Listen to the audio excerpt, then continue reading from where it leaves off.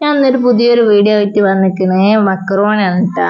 നമുക്ക് എളുപ്പം ഉണ്ടാക്കാൻ പറ്റിയ ഒരു സാധനമല്ലേ മക്രോണി. അങ്ങനെ ഞാൻ മക്രോണി ഇതാ വേവിച്ചെടുത്തേക്കണേ. അതിലേക്ക് ഉള്ളി തക്കാളി ഒക്കെ അരിഞ്ഞൊക്കെ വെച്ചിക്കണേ.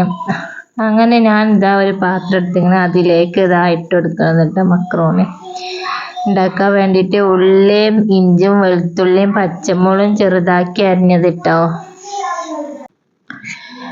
അങ്ങനെ എല്ലാം ഇട്ടെടുത്ത് ഉള്ളി നല്ലോണം വാടിക്കണിട്ടാ.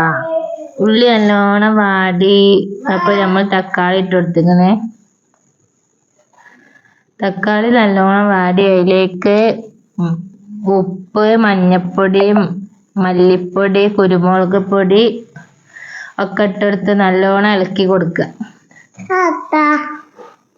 ഇത് മച്ചിത് ഉണ്ടാക്കുന്ന പറയാം. അങ്ങനെ ഞാൻ ബീഫ് വേവിച്ചെടുത്തതാട്ടാ. അത് ഇതിലേക്ക് ഇട്ടെടുത്ത് അങ്ങനെ ഇതാ നല്ലോണം നമ്മൾ ഇളക്കിയെടുത്ത് അങ്ങനെ കുറച്ച് സോയാ സോസ് ഒഴിച്ചെടുത്ത് തക്കാളി സോസ് ഒഴിച്ചെടുത്ത് അങ്ങനെ അതൊക്കെ അതിലേക്ക് ഇട്ടെടുത്തു. കരിവേപ്പിൻ്റെ ഇലയും മല്ലിയില ഇട്ടെടുത്തു. അങ്ങനെ നമ്മളെ മക്രോണി ഇതാ വേവിച്ചത് ഇതിലേക്ക് ഇട്ടെടുത്തിങ്ങനെ കേട്ടോ. മക്രോണിയാണ്.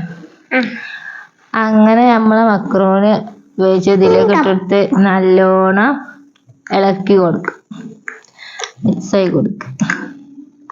നമ്മളെ വീഡിയോ കാണുന്ന കൂട്ടുകാരെ ഇഷ്ടപ്പെട്ടാലൊന്ന് സബ്സ്ക്രൈബ് ചെയ്യാം, ലൈക്ക് അടിക്കണം, എങ്ങനെയുണ്ട് എന്നൊക്കെ വിവരം അറിയിക്കട്ടോ. അങ്ങനെ ഞാൻ പിന്നൊരു വീഡിയോയുമായിട്ട് വരാം. അസ്സലാമു അലൈക്കും.